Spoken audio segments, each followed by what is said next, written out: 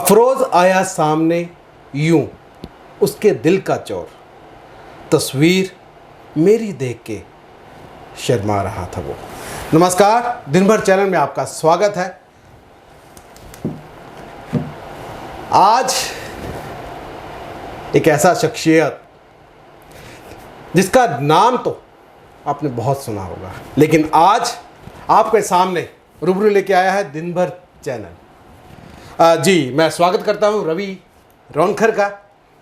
कान तो पक्का खड़े हुए होंगे, लेकिन सब्र रखें। अभी इन्होंने लोगों का बहुत ही नचोड़ा है। आज हम कोशिश करेंगे इनको नचोड़ने की। तो रवि रौनखर भाई, आपका सबसे पहले तो दिन भर चैनल के स्टूडियो में स्वागत है। राणा भाई, आपका बहुत बहुत धन्यवाद। जी। रवि रौनखर जी, फिलहाल तो आपके बारे में जो दुनिया है बहुत कम जानती है। अगर आप अपने बारे में थोड़ा सा बताएं दर्शकों को। जी। राणा भाई, मेरा नाम रवि शर्मा है और रौनखर मेरा गांव है जो कि डाखाना तलमेड़ा में पड़ता है। और ये गांव और मेरी पंचायत पड़ती है खरियालता। ये पंचायत भोलेनाथ का एक प्रसिद्ध मंदिर है, धोमेश्वर महादेव सदाशिव मंदिर, उसके चरणों में ही ये मेरा एक छोटा सा गांव है। मैं पंजाब में रिपोर्टिंग कर रहा था नेशनल न्यूज़पेपर में। तो मेरा सपना था कि मैं कभी गांव जा पाऊंगा कि नहीं जा पाऊंगा। तो उस दौरान मेरी एक खबर जो थी वो पहले पन्ने पर छपने वाली थी और मुझे अखबार ज्वाइन किए हुए अभी थोड़ा समय हुआ था। तो मुझे नेशनल न्यूज़ रूम से कॉल आता है कि आपकी खबर को हम ऑल एडिशन में ले रहे हैं। तो मैं अपने एडिटर के पास गया। मैं कहा, सर ऐसा है कि पंजाब में भी रिवाज है और यहाँ हिमाचल में भी है, ऑलमोस्ट पूरे उत्तर भारत में ही ये रिवाज है कि नाम के आगे हम गांव लगाते हैं। तो मैंने उनसे कहा कि मैं रौनखर लगाना चाहता हूँ। मैं कभी अपने गांव पता नहीं जा पाऊँगा कि नहीं जा पाऊँगा, क्योंकि वहाँ रोज़गार नहीं है और वहाँ पर अपॉर्चुनिटीज़ नहीं है। तो क्यों ना मैं अपने गांव को ही जलंधर बुला लेता हूँ। तो वो वहाँ से फिर मुझे ये नाम मिला रवि रौनखर, और एडिटर ने अप्रूव की मेरी ये बाईलाइन। तो फिर ये रौनखर नाम मेरे नाम के आगे ये रौनखर जुड़ गया और आज मुझे कि ये रौनखर के नाम से ही जानते हैं। तो ये तो था मेरा एक नाम कि नाम ये कैसे पड़ा। मेरी जो शुरुआती शिक्षा थी वो प्राइमरी स्कूल तलमेड़ा से हुई और उसके बाद भोलेनाथ ने मौका दिया मुझे जाने का जवाहर नवोदय विद्यालय पेखू बेला ऊना। तो वहाँ पर बोर्डिंग स्कूल में मैं 6ठी से 12वीं तक पढ़ा। उसके बाद फिर वही सवाल जो मैं अक्सर कहता हूँ कि यहाँ का नौजवान जो फेस करता है कि फिर वो शहरों का रुख करता है। मेरे पिताजी भी पलायन करके गए थे। उन्होंने रेलवे स्टेशन जलंधर पे पूरियाँ तली, फिर एक चाय की दुकान लगाई, बड़ी मेहनत की और फिर किसी ने उन्हें रेलवे मेल सर्विसेज में यही रौनखर से ही थे ताया जी, तो उन्होंने उन्हें वहाँ मौका दिलवाया। जैसे हम कहते हैं जैसे कि कच्चे अंचर खाता। तो वैसे फिर क्योंकि मेरे पास जो ठिकाना था फिर वो जलंधर था, तो मैं जलंधर चला गया। तो ये एक ब्रीफ इंट्रोडक्शन है जो कि अगर आप कहें तो फिर इसको और कंटिन्यू कर सकता हूँ। तो यहाँ पर +2 करने के बाद मैं दोआबा कॉलेज में पढ़ा, जहाँ पर हमारे भूतपूर्व मुख्यमंत्री प्रोफेसर प्रेम कुमार धूमल पढ़ा चुके हैं। और मेरी जो डिग्री है बीए की, क्योंकि मेरे को सोशल स्टडीज़ में एक दिलचस्पी थी शुरू से। हालांकि मैं 12th तक मैं साइंस स्टूडेंट था, लेकिन सोशल स्टडीज़ मुझे बहुत चार्मिंग लगती थी। मुझे इतिहास पढ़ना अच्छा लगता था, मुझे ज्योग्राफी पढ़नी अच्छी लगती थी, मुझे नक्शे अच्छे लगते थे, मुझे पॉलिटिकल साइंस बड़ी पसंद थी। तो फिर मैंने बीए की दोआबा कॉलेज से, और उसके बाद फिर मुझे मेरे प्रोफेसर ने कहा कि तुम पॉलिटिकल साइंस पढ़ो, कि उसके बाद तुम देखो अगर तुम टीचिंग में आना चाहते हो या सिविल सर्विसेज में जाना चाहते हो। तो फिर मैंने पॉलिटिकल साइंस में मैंने एमए किया। पढ़ने में बहुत तेज नहीं था, मैं ये मानता हूँ कि पढ़ने में मैं आज भी बहुत तेज नहीं हूँ, मैं तब भी नहीं था, मैं एक एवरेज स्टूडेंट हूँ। और नंबरों के मामले में हो सकता है कि मैं नीचे से मेरा कोई रैंक रहा होगा टॉप 10 या टॉप 20 में, लेकिन मुझे अध्ययन करने का बड़ा आनंद आता था। मुझे हमेशा ही बाहर की चीज़ें जो थी वो मुझे फैसिनेट करती थी, कुछ भी पढ़ना वो मुझे अच्छा लगता था। तो ये एक ऐसा सफ़र था। उसके बाद सर मैं शिमला में मैंने कुछ समय काम किया, मैंने बद्दी नालागढ़ में काम किया। हर वक्त जब मैं रात को सोता था तो अक्सर जब हम छत की तरफ देखते हैं तो मन में आता था कि क्या मैं हिमाचल जा पाऊंगा, क्या मैं ऊना वापस जा पाऊंगा। 2003-4 की बात है। मेरे एक मित्र हैं जलंधर में, राजीव, तो मार्केटिंग में है, बड़ा अच्छा काम कर रहे हैं वो। तो मैं उनसे कहता था कि राजीव मैं एक दिन वापस जाऊंगा यार, मैं अपने घर वापस जाऊंगा। बोलता है पागल हो गया क्या, उथे क्या रखे, उथे क्या रखे। हर बार मुझे ये सुनने को मिलता था। फिर देखिए कि अखबार में काम किया और फिर मैं इस तरह से वापस जब मैं आया, मैं आपको कहानी बताना चाहता हूं कि पंचायत चुनाव की बात थी, 2020 की बात है ये। तो मैं 3 दिन के लिए आया था, चौथे दिन मेरा शूट था वहां पर जलंधर में। तो मैं जब यहां पर आया तो मैंने जब यहां पर देखा कि वैसी रिपोर्टिंग नहीं हो पा रही है जैसी होनी चाहिए थी। ऐसा नहीं है कि यहां पर मीडिया हाउसेस नहीं है, एक से एक अखबार और एक से एक चैनल यहां पर थे। तो फिर मैंने आकर यहां पर, क्योंकि मुझे ग्राउंड रिपोर्टिंग करने का आनंद आता है, मुझे जिसे हम कहते हैं टेबल स्टोरीज कहते हैं, कि बैठ के ही फोन पे बात करके स्टोरीज करने का मुझे आनंद नहीं आता था। तो फिर मैं घुसने लगा गांव में, गांव गया। तो फिर मैंने अपनी पत्नी को सदाशिव मंदिर से ही मैंने उसे कॉल किया कि हमारे पास 10 दिन का समय है, तुम अपना सामान पैक करो और वापस हम ऊना आ रहे हैं। तो इस तरह से मैं ऊना वापस आया। मेरे पास यहाँ पर अब हमारा जो घर था, अभी पिछले सर्दियों में जब बारिश अच्छी खासी पड़ी तो उस बारिश में वो घर मेरा ढह चुका है। तो अभी हम वहाँ पर हमारे चाचा जी हैं, उनके घर में हम रह रहे हैं रौनखर में। तो लेकिन मैं ये कह रहा हूँ कि ये मेरी कहानी नहीं है, तमाम सैकड़ों हज़ारों नौजवान हैं हमारे इस इलाके के जो कि ये चीज़ें संताप झेलते हैं। हमें भी अच्छा लगता है कि सुबह चिड़िया हमें उठाए, हमें भी अच्छा लगता है कि हम गांव की जो आबो हवा है हम उसका आनंद लें, हरियाली का आनंद लें। तो वो चीज़ें मुझे खींचती हैं, पता नहीं कितने लोगों को खींचती होंगी, लेकिन मैं उनमें से हूँ जो अभाव में रह लेगा। लेकिन मैं अपने अब मैं ये हिमाचल छोड़ के नहीं जा सकता। और अब हमें हिमाचल की जो मैंने समस्याएं देखी हैं, जो मैंने माइक्रोस्कोपिक और टेलीस्कोप से जो मैंने चीज़ें देखी हैं दूर से और पास से, मैं उनको ठीक करना चाहता हूं। तो ये कुछ ज़्यादा लंबी इंट्रोडक्शन होगी। तो ये मेरा एक छोटा सा एक सफ़र है जी। रवि रोनखर जी, जलंधर से ऊना का सफ़र, और ऊना में एंट्री इतनी धांसू कि सबके ज़ुबान पे एक ही नाम गुजरने लगा, रवि रोनखर, रवि रोनखर, रवि रोनखर। रवि जी, एक सवाल है आपसे, पत्रकारिता जी क्या समझते हैं? देखिए, पत्रकारिता के बारे में आजकल जो चलन है और हम सब जानते हैं कि हम क्या करते हैं, हम बैलेंस करने की कोशिश करते हैं। हमसे कहा जाता है कि पाजी मतलब तुसी एक मिडिल पाथ लेके चलना है। आपको क्या कहते हैं, शब्द यूज करते हैं बहुत ज्यादा, मैं वो शब्द यूज कर, निष्पक्ष कहते हैं शायद उसे, निष्पक्ष कहते हैं। ऐसा कुछ भी नहीं है। मैं आज पत्रकारों को चैलेंज करता हूं, निष्पक्षता नाम की कोई चीज नहीं होती। आपको स्टैंड लेना पड़ता है, आपको पक्ष लेना पड़ता है। बुराई और अच्छाई में आप निष्पक्षता कर ही नहीं सकते, आपको अच्छाई की तरफ खड़े होना पड़ता है। और मैं इसलिए कहता हूं, मैंने कल परसों भी किसी से चैट हो रही थी, मैंने कहा कि हो सकता है कि आज के दौर में, हाँ कुटलैट समाचार में आर्य भाई से बात हो रही थी, उससे पहले भी एक चैट हो रही थी, तो मैंने उनसे कहा कि यार ये मैं स्टैंड लेता हूं, निष्पक्षता वाली कोई चीज नहीं है, you have to take stand.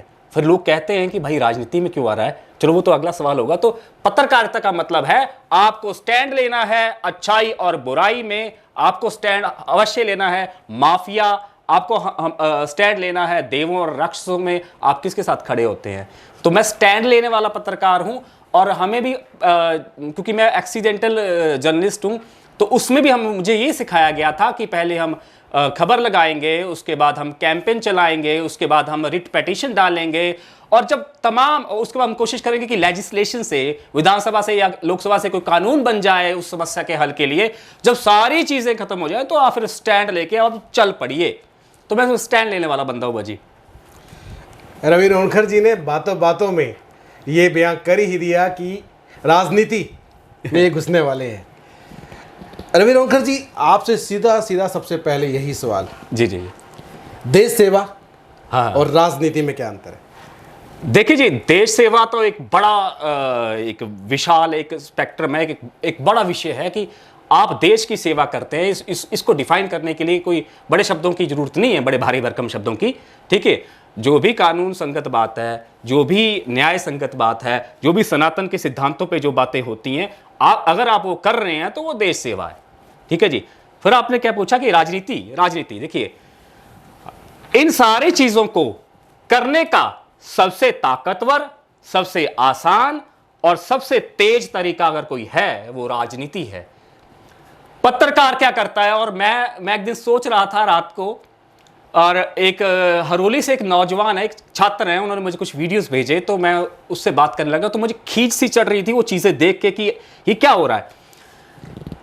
पर आप मेरी अगर वीडियोस में जाएंगे, दर्शकों, मेरा पेज है फेसबुक पे RAVI Ravi RAUNKHAR Ravi Raunkhar page है मेरा। आप वीडियोस देखेंगे तो भाई हम चिल्ला रहे हैं, हम झचकोर रहे हैं उनको, नेताओं को, जनता को। मैं ये नहीं कहता हूं कि हम हमेशा टारगेट करते हैं माफिया को या नेताओं को, हम जनता को ही हम केवल टारगेट करते हैं कि भैया आप क्या कर रहे हो। तो रुदाली वाला जो एक रोल है कि पत्रकार जो है वो रोएगा, चिल्लाएगा। कब चिल्लाएगा? जब पेड़ कट जाएगा। कब चिल्लाएगा? जब भ्रष्टाचार होगा। कब चिल्लाएगा? जब कोई नदी लूट रहा होगा। कब चिल्लाएगा? जब हमारी बेटियां जो है लव जिहाद का शिकार होगी। कब चिल्लाएगा? जब ये बुराइयां सामने आती हैं। तो चिल्ला कर आप देखते हैं कि उसका एंड रिजल्ट क्या है। हमने स्वां के ऊपर मैंने स्टैंड लिया, और स्वां के ऊपर हमने दिखाया है कि क्या यार ये पत्रकारिता की जा सकती है। मैं आपको इसी के बीच में, अभी पूरा उत्तर मेरा नहीं हुआ है, मेरे ऊना डिस्ट्रिक्ट में और कांगड़ा के जसवां परागपुर में मेरे तकरीबन 25-26 स्पॉट ऐसे हैं जिनको मैं अपना ऑफिस समझता हूं। स्वां नदी में मेरे 2 या 3 स्पॉट ऐसे हैं जहां पर हमेशा अकेला पाया जाता हूं। मैं दिन भर वहां रहता हूं, मैं स्वां नदी के किनारे रहता हूं। वहां मैंने थोड़ी सी जगह सी सवार के मैं वहां बैठता हूं, जिन्होंने कहते हैं कि चौकड़ी लगा के बैठना। मैं वहां बैठता हूं, फिर मैं नदी से बातें करता हूं। मैं जंगलों में मेरे कई ठिकाने हैं। तो मेरा दफ्तर, मेरे पास कोई स्टूडियो नहीं है, मेरा मोबाइल है और मेरा एक बैग है जो काफी भारी भरकम रहता है, उसमें मेरा कुछ सामान रहता है। तो ये मैं चलते फिरते जो मेरे दफ्तर है, तो इनमें कुछ 25-26 स्पॉट्स हैं जहां पर मैं बैठता हूं। तो मैं भूल गया कि कहां पर हम अभी पहुंचे थे। जी, आप राजनीति की बात कर रहे थे। ठीक है, तो इन सारी चीजों को जब मैंने देखा, जब मैंने एनालाइज किया कि स्थितियां क्या हैं भाई, तो स्वां नदी में फिर से खनन होना शुरू हो गया। थोड़े टाइम के लिए बंद हुआ, तो भाई अब शुरू क्यों हुआ, अब फिर क्यों लूटा जा रहा है, और हमारा रेत जो था वो बाहर जा रहा था। तो ये सारी चीजें जब मैंने देखी कि पेड़ कटेगा तो मैं रोऊंगा, पेड़ ना कटे उसके लिए क्या करना पड़ेगा, उसके लिए आपको करना पड़ेगा शक्ति संचय। ये जो फेरी वाले घूम रहे हैं, जो लव जिहाद के केस हो रहे हैं, इनको रोकने के लिए आपको क्या करना पड़ेगा? शक्ति संचय। शक्ति संचय के बिना आप कोई भी कार्य नहीं कर पाएंगे, क्योंकि सरकारों की चमड़ी बहुत मोटी है, उनके कान के पर्दे स्टील के बने हुए हैं। हमारी आवाजें बहुत ज्यादा अंदर तक नहीं जा पाती। जी, रवि रौनखर जी, आपने कहा कि भाई राजनीति और जो हमारे सेवा में, उसमें देश सेवा में आपने अंतर समझाया। लेकिन रवि रौनखर जी, इसके बाद एक और सवाल है मेरा कि आप राजनीति करना चाहते हैं कि देश सेवा? देखिए, मैंने आपको बताया कि देश सेवा करने का सबसे ताकतवर, सबसे तेज, सबसे सटीक अगर कोई तरीका है तो वो राजनीति है। अगर आप ये कहते हैं कि सबसे सटीक तरीका राजनीति है, तो बाकी नेता क्या कर रहे हैं? हाँ, देखिए, कुछ नेता कर रहे हैं, लेकिन बहुत, आपकी नजर में कौन से हैं वो कर रहे हैं? देखिए, हमारी नजर में तो बहुत सारे हैं। मेरी नजर में तो पहले हमारे प्रधानमंत्री मोदी जी हैं, गृह मंत्री अमित शाह हैं, योगी जी हैं, हिमंत बिस्वा शर्मा हैं असम के मुख्यमंत्री, और अब तो कर्नाटक में भी हमारे कुछ ऐसे नेता हैं। अभी रवि रौनखर जी ने कहा था निष्पक्षता, यहाँ पे कहाँ है? बिल्कुल, मैंने क्या कहा? निष्पक्षता को देखिए, पत्रकारिता में निष्पक्षता को मैं नहीं मानता, मैं स्टैंड लेता हूं। मैं इसमें स्टैंड लेके आपको बता रहा हूं कि ये नेता हैं। और भी कहीं है भाजी, हिमाचल प्रदेश में भी हैं, ऐसी बात नहीं है। हिमाचल प्रदेश में बहुत सारे ऐसे नेता हैं जो बड़ा अच्छा कार्य करते हैं। उनमें मैं एक नेता का नाम हमेशा लेता हूं, और मैंने उनकी तस्वीर जो है अपने फेसबुक पेज की वॉल पे लगाई हुई है, उनका नाम है कमल गौतम। वो महामंत्री हैं हिंदू जागरण मंच के, हिमाचल प्रदेश के। और मेरे को भटकन हो रही थी जब मैं सनातन के मानने वालों के ये हालात देख रहा था, जब मैं देख रहा था कि इतना ज़बरदस्त डेमोग्राफिक चेंज हो रहा है। मैं देख रहा था कि क्या कोई हिंदू लीडर है हिमाचल प्रदेश में जो कि इन चीज़ों को एड्रेस कर सकता है। तो किसी ने मेरे को ना एक वो बारा पिंच किया, उसको पता है कि मेरी सोच क्या है। देखिए, राष्ट्रवादी सोच जिसकी है, सनातनी सोच जिसकी है, वो व्यक्ति जो है वो एक पर्टिकुलर पार्टी को से कनेक्ट करता है। ये मैंने आर्य भाई से ही बात की थी। तो कहते हैं मुझे वो कि देखो जी ਤੁਹਾਡੇ बीजेपी वाले नेता ਜਿਹੜਾ देखो इसको रोड ਚ ਇੱਥੇ ਮਸ਼ੀਨ ਚਰਚ ਦੇ ਮਸ਼ੀਨਰੀਜ਼ ਹੈਗੇ ਜਿਹੜੇ ਉਹ ਉਹਨਾਂ ਨੂੰ ਪ੍ਰਮੋਟ कर रहे। वहां पर कुछ एक्टिविटीज चल रही थी धर्मांतरण की। तो बोले ये देखो ये लेटर लिखे संघ वाले ने किसी ने। तो मैंने संघ की वो चिट्ठी निकाली, मैं उसको पढ़ने लगा। भाई जी जब मैं उसके शब्दों में मैं जब गया ना, जब मैंने उसकी लाइनें देखी तो मेरी आंखें खुल गई कि यार कोई तो है। तो नीचे नाम लिखा हुआ था कमल गौतम, हिंदू जागरण मंच। वो मैंने तभी फोन मिलाया और पहली बार ही हम तकरीबन हो सकता कि 1.5-2 घंटा हमारी बात हुई। पहली कॉल, मैं नहीं जानता था कमल गौतम भाई को, लेकिन फिर उनसे मैंने कहा भाई ये तो सनातन की एक बात है, ठीक है, क्या सनातन से राज्य चल सकता है क्या, सनातन के सिद्धांतों से? क्योंकि आज भी हम पाश्चात्य संस्कृति से घिरे हुए हैं, ठीक है जी, आज भी रोटी कपड़ा मकान और भी बहुत सारी चीजें हैं। तो क्या हिंदू कॉज जो है, क्या आप सत्ता में आ सकते हैं हिंदू कॉज के साथ? क्या आप हिंदू कॉज के साथ लोगों से कनेक्ट कर सकते हैं? तो फिर मैंने उनसे कई और विषयों पे बात की, रोजगार पे बात की, शिक्षा पे बात की। जब मैंने उनका चिंतन देखा तो मैं बड़ा प्रभावित हुआ कि हैं लोग हैं, ऐसा नहीं हैं लोग। क्योंकि अगर योगी जी किसी मठ से निकल कर, ठीक है, साधु एक यहाँ पर पहुँच गए और कितना ज़बरदस्त काम कर रहे हैं। मोदी चाय बेचा करते थे, ठीक है, और आज भी मोदी जी और योगी जी के परिवारों को अगर आप देखेंगे कि उन्होंने कितना धन अर्जित किया है, कितनी वेल्थ एक्यूमुलेट की है, तो आप समझ जाएंगे कि ये होता है नेतृत्व। तो ये है कि बहुत सारे बंदे काम करते हैं। आप पूरी तरह से प्रभावित हैं बहुत सारे बीजेपी से है, आप पूरी तरह प्रभावित है बीजेपी से। देखिए, भारतीय जनता पार्टी के जो उनके जो मूल्य हैं, उनके जो विचार हैं, अगर आप उनकी वो देखेंगे कि वो कौन सी गंगोत्री है जिससे ये पार्टी बही, ये कौन सी विचारधारा है जिससे कि इस पार्टी का जन्म हुआ, तो हम पाते हैं कि यही वो पार्टी है जो इस राष्ट्र। लेकिन 70 साल तो कांग्रेस ने भी दिए ना अपने। कांग्रेस ने शहीदें दी, बहुत उन्होंने कोशिशें की, बहुत उन्होंने मेहनतें की। देखिए, आप पहले इंटरव्यू में अगर मुझे बहुत ज्यादा पॉलिटिकल कर देंगे तो काम खराब हो जाएगा बाजी। कांग्रेस का नाम मत लीजिए। देखिए, कांग्रेस पार्टी में भी ऐसा नहीं कि अच्छे लोग नहीं है। अब हेमंत बिस्वा शर्मा जो है वो कांग्रेस से आए, ठीक है जी, और कैसा मतलब आप पार्टी से नहीं, आप व्यक्तित्व से प्यार करते हैं। हाँ, अगर कांग्रेस में मुझे कमेंट करना होता भाजी तो हम पहुंचते हैं इसके जन्म पर कि एओ ह्यूम कौन थे, ठीक हो। अंग्रेजों ने ये कहा जाता और ये सिद्ध हो चुका है कि अंग्रेजों ने जब 1857 की पहली जब क्रांति हुई, स्वतंत्रता संग्राम का जो पहला जो एक बिगुल बजा था, उसके बाद अंग्रेजों को लगा कि अब भाई साहब अब हमें कुछ ना कुछ करना पड़ेगा, नहीं तो मारे जाएंगे। तब कांग्रेस की उत्पत्ति होती है 1885 में, या कोई भी डेट है, हमें तो ये तो पढ़ाया जा रहा था कांग्रेस के बारे में। लेकिन 1947 में क्या होता है और किस तरह से बंटवारा जो है, इतना बेहुदा मजाक जो है वो भारत के साथ किया जाता है, तो हम कैसे कांग्रेस को माफ कर दें? और उसके बाद लगातार हिंदू कोड लेके आते हैं, लेकिन दूसरी तरफ कुछ नहीं आता। हिंदू अगर दूसरी शादी करेगा तो भैया जेल जाएगा और दूसरा 4 भी कर सकता है। तो इस तरह से पक्षपात किया गया और एक समाज को सेकंड ग्रेड सिटीजन जो है वो बनाने का श्रेय अगर किसी को है तो वो कांग्रेस पार्टी को है। इसलिए मैं हमेशा इनके खिलाफ मुखर रहता हूं कि कांग्रेस ने ऐसे कानून बनाए, कांग्रेस ने ऐसे षड्यंत्र रचे भारत को डिवाइड करने के लिए। इतनी फॉल्ट लाइंस, इतनी दरारें डाल दी गई हैं भाई जी, उसको भरते भरते हम सनातनियों को, हम राष्ट्रवादियों को एक लंबा अरसा बीत जाएगा हमारा, और फिर जाकर हम इन दरारों को भर पाएंगे। तो इस पे तो बहुत कुछ कहा जा सकता है। जी रवि रोंकर जी, अगर आपको कुटलैट से कोई पार्टी टिकट देती है जी, तो क्या कहना चाहेंगे सर? देखिए, मैंने कहीं अप्लाई तो किया नहीं है, और ना ही भारतीय जनता पार्टी में मेरे मित्र हैं जी। ठीक है जी। मुझे कुछ जो सनातनी हमारे मित्र हैं वो मुझे जानते हैं, तो वो कह रहे हैं, क्योंकि देखिए अगर हम पारदर्शिता से बात करेंगे, अगर हम खुल के बात करेंगे, तभी हम एक अच्छे जर्नलिस्ट भी कहलाएंगे।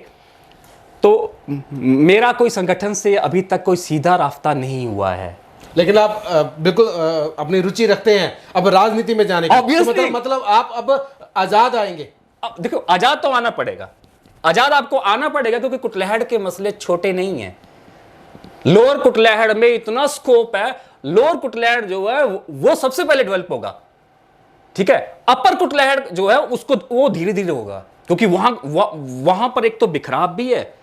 उसकी अगर ज्योग्राफी आप देखते हैं, वहां पर जो प्रोजेक्ट हम लेके आने वाले हैं वो भी काफी बड़े बड़े प्रोजेक्ट्स हैं, दोनों चलेंगे। लेकिन नीचे जहां फैसिलिटीज हैं, जो थोड़ा प्लेन इलाका है, जहां पानी की काफी हद तक है, लेकिन अभी लोअर कुटलैहड़ के कई हिस्सों में पानी नहीं है, वो मुझे पता है।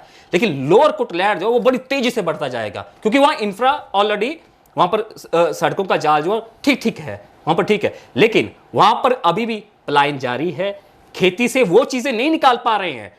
एक आपको मैं छोटी सी बात बताता हूं जिसपे अभी तक किसी ने बात नहीं किया। मैं वही कह रहा हूं कि हम उन मुद्दों पे बात करेंगे जिसपे पॉलिटिशियंस नहीं बोलते हैं। भाई जी, नेशनल हाईवे निकला अंब वाला, तो ये थोड़ा ऊंचा हुआ।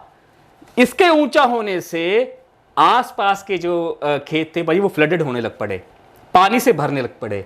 हमने सड़क तो बना दी, लेकिन पानी की निकासी नहीं की। छोटी सी बात है, क्या इस पे बहुत अरबों रुपए खर्च होना था? नहीं। आज पनो से लेकर आप देखिए बसाल से शुरू हो जाइए, पानी जो है वो खेतों को खराब कर रहा था। फिर क्या हुआ? जिनके पास पैसा था उन्होंने पहाड़ियां काटी और अपने खेत ऊंचे कर दिए। जो भाई जी जिसके पास पैसा नहीं है वो कहां जाए, उसके खेत डूब रहे हैं। तो ऐसी कई समस्याएं हैं। बैन गाय बहुत सारी हैं वहां पर, जो नील गाय जो है उसकी एक बड़ी समस्या है। पानी जो है, पानी है लेकिन रिग जो है वो उसकी कैपेसिटी नहीं है कि वो पानी दे पाए। ये तो सोना है भाजी जमीन हमारी लोअर कुटलैहड़ की, और यहां ये बड़ी तेजी से आगे जाएगा। और अपर कुटलैहड़ की जमीन जो है वो और उससे भी उपजाऊ है, वो उसको हम बनाएंगे। जो कहते हैं ना कि फूड बास्केट बनाना पाजी बिना पानी के नहीं बनेगा। तो ये तो एक मसला है। अस्पताल, शिक्षा, आप जिस पे भी बात करेंगे, हमें बहुत काम करना है। तो रवि रोनखर जी, चलिए आगे बढ़ते हैं। ये बताएं कि सबसे पहले अगर आप इलेक्शन लड़ते हैं, सबसे पहले किन मुद्दों के ऊपर आप जनता को कन्विंस करें? देखो, मेरा पहला जो मुद्दा है वो पलायन का ही है, कि मैं रोकना चाहता हूं जो दंश बहुत सारे लोग ने सहा है। मैं नहीं चाहता कि वो सहें। तो पलायन के लिए हमें रोजगार पैदा करने पड़ेंगे, और रोजगार जो बिना कृषि के नहीं संभव है बाजी। देखिए, अभी श्रीलंका और मालदीव्स का हम एक एग्जाम्पल लेते हैं दर्शकों, कि पर्यटन था वहां पर, टूरिज्म था। आई महामारी, क्या बना देशों का? भुखमरी आ गई। आप पर्यटन पर बहुत ज्यादा आप निर्भर नहीं रह सकते, बहुत ज्यादा, ठीक है। और कुटलैहड़ में पर्यटन के जो अवसर हैं वो अपर कुटलैहड़ में ही हैं, और वो भी हम पूरी तरह नहीं कर पाए हैं। वहां पर भी मुझे पता लगा है कि लोकल बंदों को कम फायदा और बाहर वालों को ज्यादा फायदा हुआ है। जो अभी नए प्रोजेक्ट आ रहे हैं, एक दो बड़े अच्छे सक्सेसफुल प्रोजेक्ट्स चल रहे हैं जिनको देख के मुझे अच्छा लगता है। लेकिन 20 सालों में अगर एक ही प्रोजेक्ट कामयाब हुआ है और उससे बहुत ज्यादा रोजगार तो नहीं मिला, कम लोगों को रोजगार मिला। क्योंकि रायपुर मैदान के नौजवान मुझे कॉल करते हैं, भाजी कहीं है कोई नौकरी तो बताइए। मैंने रायपुर मैदान के एक 55 साल के एक व्यक्ति से बात की थी जो यहीं एक दुकान पर काम करते हैं। मैंने बोला कि भाजी उत्थे तो बड़ा कुछ है यार, तुसी उत्थे क्या नहीं जानते? तो बोले भाई कितना है, सानू तो नौकरी रायपुर मैदान च, ये चक्कर है। तो मुद्दा पहला पलायन जो होगा उसको रोकने के लिए हमें कृषि चाहिए, कृषि के लिए हमें पानी चाहिए। लोअर कुटलैहड़ में है, वहां पर हमें जो जानवरों की समस्या है उसको काबू करना भाजी मुश्किल काम नहीं है, कर सकते हैं। करप्शन बहुत ज्यादा, लीकेज बहुत ज्यादा है, सड़कें अभी भी नहीं है। नेता साहब के घर से 11 किलोमीटर दूर मेरे पास एक वीडियो आया था, 4 पाई पे एक महिला की डिलीवरी होती है, वो उसको लेके आ रहे हैं। तो कह रहे हैं कि हम सालों से हम मांग कर रहे हैं, हमने हर किसी से कहा कि रोड बना दीजिए। तो सड़कें तो अपर कुटलैहड़ में भी नहीं पूरी बनी है, लोअर कुटलैहड़ में भी कई समस्याएं। तो पलायन, फिर आएगा अस्पताल। एक अल्ट्रासाउंड मशीन जो है राणा भाई, वो 3.5 लाख रुपए की से शुरू हो जाती है। अगर आपको थोड़ी एडवांस चाहिए तो 8 लाख रुपए में आ जाती है। लेकिन एक रेडियोलॉजिस्ट जो है वो नहीं मिल पा रहा। मैं आज कुटलहड़ के उन तमाम डॉक्टर्स भाईचारे से मैं ये कहना चाहता हूं कि अगर कुछ स्पेशलिस्ट हैं जो कि देश के किसी भी कोने में काम कर रहे हैं, तो प्लीज़ आप अपने इलाकों में आइए।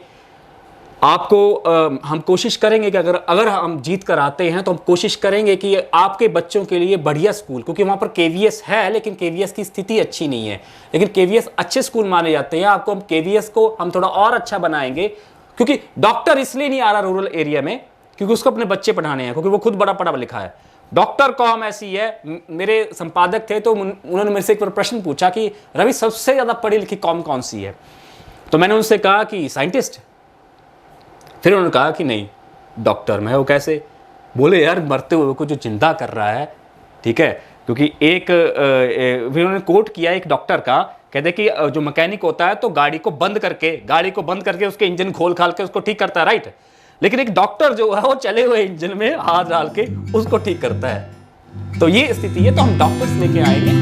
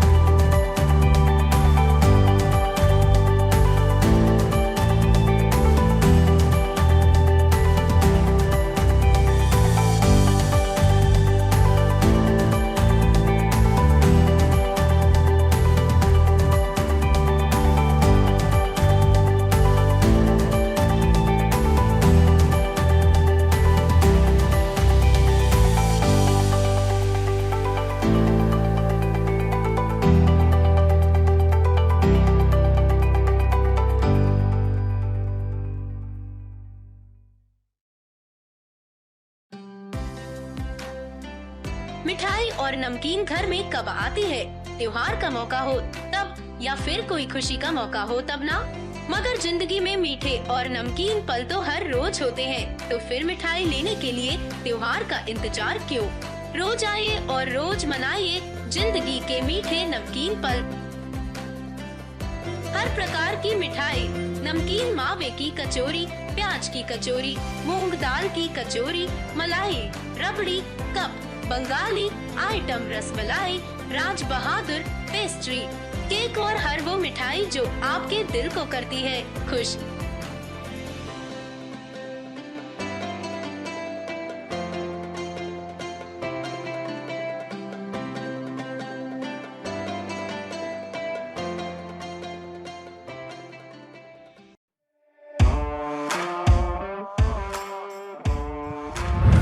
अब एंटरटेनमेंट के साथ साथ फिट रहना हो गया है और भी आसान। आपके अपने शहर महतपुर में खुल गया है आनंदराज पैरामेडिकल इंस्टीट्यूट और स्पोर्ट्स एकेडमी, जहां आप अपने मन चाहे खेल में एडमिशन ले सकते हैं। यहाँ पर badminton, table tennis, aerobics, yoga, dance, gym सभी उपलब्ध है। पैरामेडिकल इंस्टीट्यूट में आपको चिकित्सा विज्ञान का कौशल भी सिखाया जाएगा और एडमिशन के लिए उम्र की कोई सीमा भी नहीं। तो देर किस बात की है, आज ही पहुंचे Anandraj Malik paramedical institute and sports academy Mahatpur, या संपर्क करें 8544797498 या 9816067778 पर।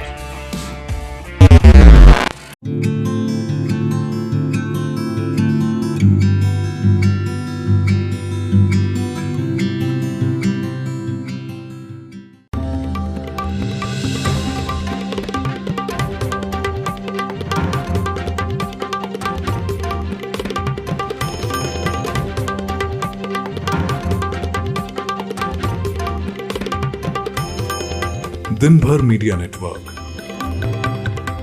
हर दिन कुछ खास।